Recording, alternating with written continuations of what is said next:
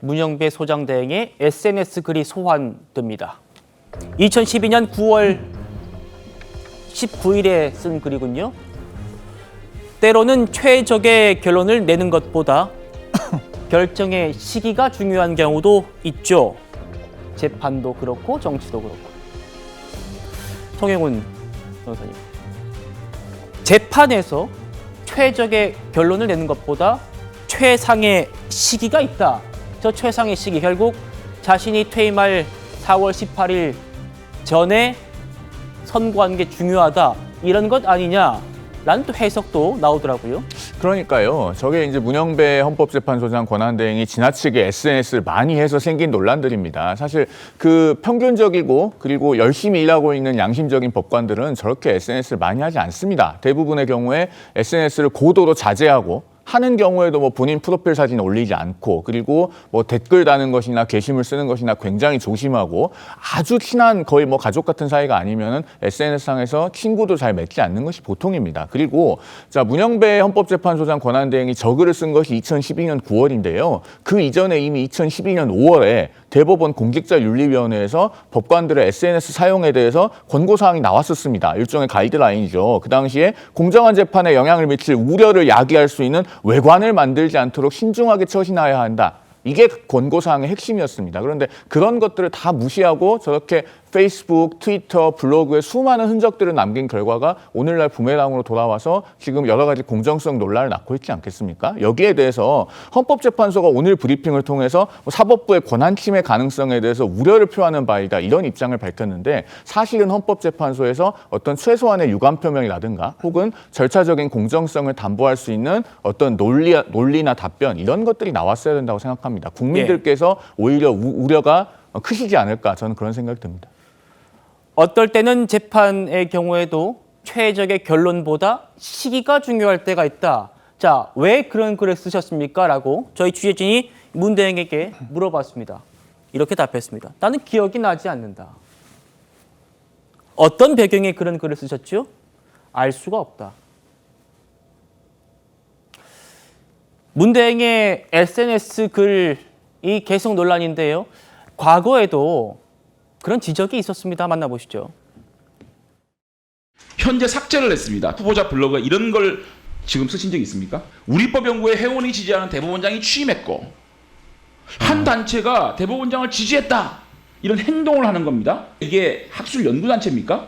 아니. 자, 박시환 판사가 우리 모임은 법원 내 여러 연구 모임처럼 회원의 실력 향상에 역량, 중진 등 개인의 발전을 목표로 하는 모임은 아니다. 문제의식과 이성을 가진 회원이 모여 재판 과정 또는 사법 분야에 참여함으로써 법원을 이상 기반으로 변화시키는 게 목표인 단체다.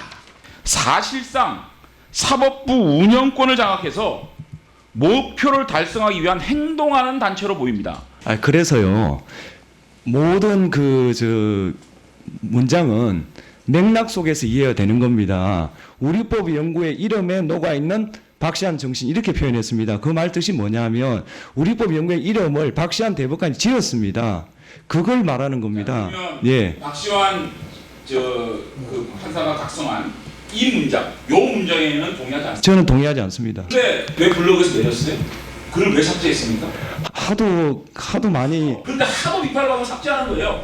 왜 그렇게 비교하세요? 저는 판사기 때문에 논란이 계속된다면 그건 국민에 대한 도리가 아니라고 생각했습니다. 블로그에 이제 글을 안 쓸 생각입니다. 블로그에 글을 안 쓸 생각이라고 했지만 업무 시간에 지금 독후감만 88편 썼다라는 보도도 나왔죠. 박 대변인 어떻게 보여요?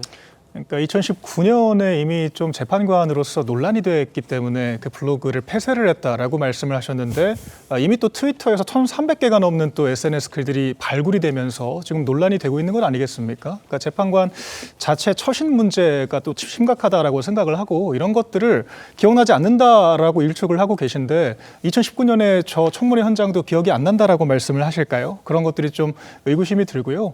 그러니까 헌법재판소에서 탄핵 심판의 본질이 뭐냐라고 질문을 했습니다. 제가 역으로 물어보고 싶은 것이 탄핵 심판의 본질, 헌법재판소 판결의 본질이라는 것은 결론적으로 국민들이 공감할 수 있어야 되고 사회의 법질서 유지에 이바지할 수 있어야 한다라는 이 헌법 정신의 기본을 갖춰야 되는 거거든요. 그런데 이 결정권이 있는 이 제도권의 재판관들이 이 대중의 눈높이에 맞추지 않고 그저 기능적으로 기계적인 판단만을 하고 정확성보다 신속성이 중요하다라는 마음가짐으로 판결을 한다라고 했을 때 이 대중과 이 제도권의 인식은 괴리될 수밖에 없거든요. 그렇다고 하면 국민들이 공감할 수 없고 국민들이 납득할 수 없는 판결, 국민들이 따르지 않는 그런 법 같은 것들이 명문화된 규정만 있다라고 해서 무슨 이게 효용성이 있겠습니까? 그렇기 때문에 법 이념의 기본이라는 것이 결국에는 이 국민의 눈높이에 맞는 국민의 법 감정에 이바지해야 한다라는 한목적성을 중시를 하고 있는 건데 오히려 지금 헌법재판관들이 그런 이 사법의 본질을 좀 망각하고 있다라고 생각을 합니다. 그렇기 때문에 이 국민들의 어떤 통합이 아니라 오히려 국민들이 분열되고 와해가 되고 논란이 되는 상황이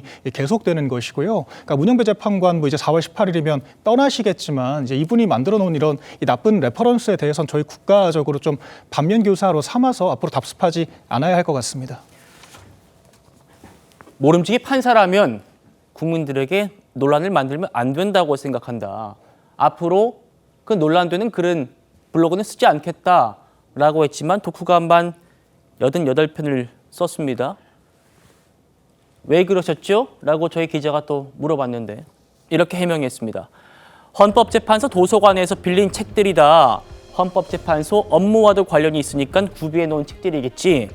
저출생, 기후위기 문제, 앞으로 심판할 문제에 대한 지식을 쌓아놓는 차원이었다. 또 블로그를 쓰는데 10분 걸린다. 일을 하면서 휴식 시간 10분 정도 쓰는 거 이게 어떤 문제가 되는지 이해가 안 간다. 이렇게 저희 취재진에게 입장을 보내왔습니다. 하지만 국민의힘 주진우 의원은요, 이 해명이 납득이 안 되나 봅니다. 들어보시죠. 독후감을 올린 시간을 봤더니 업무 시간 중에 올린 독후감이 88편이나 되는 거예요. 점심시간은 당연히 뺐습니다. 9시에서 12시 사이, 2시에서 6시 사이 이때 올린 것들을 체크를 한 거예요. 근데 이 변명이 저는 좀 너무 내로남불이어서 책들은 내가 헌법재판소 도서관에서 책을 빌린 것이다. 뭔가 헌법재판과 관련된 책들이다. 뭐 이런 얘기예요. 근데 그 책들을 보면 염증 예방, 뭐 건강하게 나이 든다는 것, 헌법재판과 전혀 상관없는 책들이에요. 윤석열 검찰총장의 막 감찰을 주도하고 막 맨날 비판했던 한동수 전 감찰부장하고 이문정 검사가 검찰 개혁한답시고 굉장히 편향적인 시각에서 이 책을 막 썼거든요. 그 책에 대한 독후감도 막 포함이 되어 있는 겁니다. 저는 이 자체가 본인의 편향성을 좀 드러내는 거 아니냐는 거죠. 성진 부의장님. 예.